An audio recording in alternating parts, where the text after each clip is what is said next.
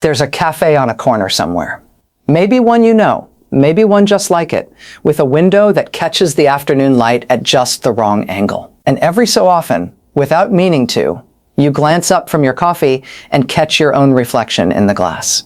For most of your life, that moment would have come with a flinch, a quick inventory. The lines around your eyes, the softness at your jaw, the parts of your face you'd spent decades either fixing or forgiving. But this time, something different happens. You look, and you just stay there a moment. No wincing, no mental checklist, just you in a window on an ordinary afternoon. And what surprises you isn't your reflection at all. It's the silence in your head where the criticism used to live. You set your cup down slowly, almost as if you're afraid to disturb something. Because if the voice that used to judge you so quickly has finally gone quiet, what does that mean? Have you stopped looking closely? Or have you, somehow, without a single dramatic moment to mark the change, finally started seeing yourself clearly for the first time? So what changed? We're taught, almost from girlhood, that beauty has a shelf life, that it peaks somewhere in youth and spends every year after quietly leaving us. We brace for the loss the way we might brace for weather. Inevitable, unwelcome, something to be managed rather than lived through. And yet, if you talk to enough women, really talk to them, not just admire them from a distance, you'll hear something that doesn't fit the story you were handed. Women in their 60s, 70s, even 80s, describing a kind of beauty they never felt at 30. Not a beauty that shows up in photographs, necessarily. A beauty that lives underneath the surface, in the way they carry a room, the way they, without covering their mouth, the way they finally stop apologizing for taking up space. It isn't that their faces changed for the better. Faces do what faces do. They soften, they weather, they tell the truth about the years. What changed is who was doing the looking. Your eyes are the same eyes, but the woman behind them is not the same woman. And that difference, subtle as it sounds, turns out to be everything. This isn't a video about aging gracefully, or tips for feeling confident, or 5 habits for radiant skin. This is something quieter than that. This is about the strange, tender truth that so many women only discover long after they stopped expecting to discover anything new about themselves at all. Let's talk about what actually changes. 1. You stop needing permission to feel beautiful. Picture yourself standing in front of your closet, choosing a dress for a granddaughter's birthday party. Nothing formal, nothing that anyone will remark on, and yet you try on 3 options before settling on the deep green one. The one that makes you feel, in your own private words, like yourself. There was a version of you, decades earlier, who would have asked someone else first. A husband, a friend, a mirror that never quite gave an honest answer. You would have needed a nod from somewhere outside yourself before you believed what you saw. That version of you is gone now. Not because anyone told you it was fine to feel beautiful without asking. You simply stopped asking. Somewhere along the way, maybe after a divorce, maybe after raising children who grew up and left, maybe after nothing dramatic at all, just years accumulating quietly, you realized that the permission you'd been waiting for your entire life was never going to arrive from outside. It had to be granted from within, and only you could grant it. So you put on the green dress, not for anyone's approval, not even for the party, just because, this morning, in this light, it makes you feel like yourself. And that turns out to be reason enough. There's a particular kind of freedom in no longer waiting to be told you're allowed to feel good about how you look. It doesn't arrive with fanfare. It arrives more like a held breath finally released. You don't always notice it happening, only that at some point you realize you're breathing easier than you used to. Think about how many small moments of your life were once quietly outsourced this way. A compliment you couldn't accept until someone else confirmed it was true. A new haircut you second-guessed until a friend nodded her approval. An entire relationship with your own reflection, mediated for years by other people's opinions, as if your face belonged to a committee rather than to you. That committee has been quietly dissolved now, without any formal announcement, without anyone even noticing it disbanded. You still welcome a kind word when it comes. You simply no longer require it before you're allowed to feel good in your own skin. And that difference between waiting for permission and simply granting it to yourself turns out to be the difference between postponing your life and finally living inside of it. 2. You no longer compare yourself to every woman in the room. At a family gathering, you watch your niece walk in. 28, effortless, unaware of her own effortlessness, the way only the young can be. And for the briefest second, an old reflex stirs, the reflex that used to measure you against every woman who entered a room. Younger, thinner, louder somehow, in ways that had nothing to do with volume. But the reflex passes almost as quickly as it arrived. Instead of comparison, something closer to tenderness settles in its place. You remember being that age. You remember not knowing yet how much of your own energy you were spending on comparisons that never once made you happier, only smaller. You don't envy her. You recognize her. And in recognizing her, you feel something like relief. Relief that you are no longer required to compete in a contest you never actually chose to enter. For most of your life, beauty had been taught to you as something scarce, a limited resource, divided unevenly among women, forever being measured against someone else's share. Comparison was the tax you paid just for existing in a room with other women. Now, decades later, you have quietly stopped paying it. Another woman's beauty no longer diminishes your own. It simply exists, separate, unrelated, the way two different flowers might bloom in the same garden, without one having to overshadow the other. This is not indifference. It is something far warmer, a kind of solidarity that only comes once the competition has been laid down for good. Later, at the same gathering, you find yourself seated beside your niece, and instead of silently measuring the distance between you, you ask her questions, real ones, about her work, her worries, the parts of her 20s that feel unsteady in ways no one warned her about. And you listen without the old static of comparison humming underneath the conversation. There's a particular tenderness available only on this side of comparison. The ability to simply enjoy another woman's radiance without translating it into a referendum on your own. You used to think beauty was a room with limited seating, and every young woman who walked in took a chair that might otherwise have been yours. Now you understand the room was never that small to begin with. There was always enough space for both of you, the whole time. 3. You finally see your face as a story instead of a problem.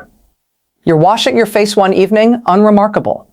The kind of routine repeated so many thousands of times, it barely registers as a moment at all. But tonight, for whatever reason, you pause with the towel still in your hands and actually look. There's a line near your mouth that deepens when you laugh, and you laugh often, more often now than you used to. There's a faint scar above your eyebrow from a childhood you barely remember, and deeper creases at the corners of your eyes that only appeared after your husband passed, after you'd more in 18 months than in the previous 40 years combined. For most of your adult life, you would have cataloged these details as flaws, evidence of decline, things to correct, conceal, or quietly mourn. Tonight, though, you see something else. You see a record, not of loss, but of having lived, fully, messily, honestly. Every line on your face arrived because something happened to put it there. Grief left its mark. So did joy. So did 4 decades of squinting into sunlight on porches you loved. A face that has only ever been protected never earns lines like these. They are not evidence of a problem. They are evidence of a life that refused to stay small, safe, or untouched. You set down the towel. You don't linger on any particular feature the way you once might have, hunting for something to fix. You simply let your own face be what it has become, a story, still being written, that you are no longer ashamed to have people read. It occurs to you, walking to the bedroom, that you have spent far more of your life reading other people's faces with kindness than you ever spent reading your own that way. You have looked at your mother's hands and called them beautiful for the work they'd done. You have looked at an old friend's laugh lines and thought, there's a woman who has loved deeply. You simply never turned that same generous reading inward. Not until now. Not until there was finally enough distance from the mirror to see your own face the way you have always been able to see everyone else's. 4. You value peace more than perfection. There was a season of your life, you can still remember it vividly, when getting ready for anything felt like preparing for battle. Every outfit reconsidered a dozen times. Every photograph scrutinized before it was allowed to exist. every dinner out shadowed by a quiet, exhausting vigilance about how you looked from every possible angle. Now, most mornings, you get dressed in under 10 minutes. Not because you've stopped caring how you look, but because you've stopped needing it to be perfect before you can walk out the door in peace. A friend once asked you, half joking, if you missed the days of spending an hour on your hair before a night out. You thought about it honestly before answering. No, you told her. You didn't miss it. What you remembered most from those hours wasn't glamour. It was anxiety, dressed up and given somewhere to go. What you have now instead is a kind of stillness you didn't know to hope for at 30. You look in the mirror before leaving the house, make whatever small adjustment feels right, and then, this is the part that took decades to learn, you stop looking. You trust that what you've given is enough, and you let the moment move forward without you. Perfection, you have come to understand, was never actually available to you. It was a horizon that kept receding no matter how far you walked toward it. Peace, on the other hand, was available the entire time. You simply hadn't been ready to choose it. There's an old photograph you still keep, taken at 32, at a party you can barely remember the occasion for. In it, you look flawless. Hair set, dress pressed, smile arranged just so. But you remember, more clearly than the party itself, the tightness in your chest all evening, the private terror that someone might see you from the wrong angle. You look at that photograph now and feel something closer to sympathy than nostalgia. That woman was lovely. She was also, quietly, exhausted. The version of you sitting here now, less photographed and far less rehearsed, wouldn't trade places with her for anything. If you're feeling this too, if any of this feels less like a video and more like something you've quietly lived, I'd love for you to stay a little longer with me here. This channel, Her Golden Chapter, exists for exactly this kind of conversation. The ones that remind you your best years may still be unfolding, not behind you. If that resonates, I'd be honored if you'd subscribe so we can keep having these conversations together. Now, let's continue. 5. You dress to express yourself, not impress anyone. You're clearing out the hall closet on a quiet Tuesday, nothing eventful about the day at all, when you come across a red coat you haven't worn in years. Bold, slightly out of fashion now, the kind of color you used to be told was too much for someone your age. Or too bold for the office, or not quite appropriate for whatever occasion you were dressing for at the time. You hold it for a moment, then slip it on, right there in the hallway, for no one and nothing except the small private pleasure of how the color makes you feel. There was a time when getting dressed meant translating yourself into a language other people would approve of. Muted colors for respectability. Certain cuts because they were flattering, which really just meant they made you smaller, quieter, less noticeable. You spent so many years dressing to avoid being seen the wrong way that you nearly forgot what it felt like to dress simply to feel like yourself. Now, the red coat comes out on a Tuesday for no reason at all.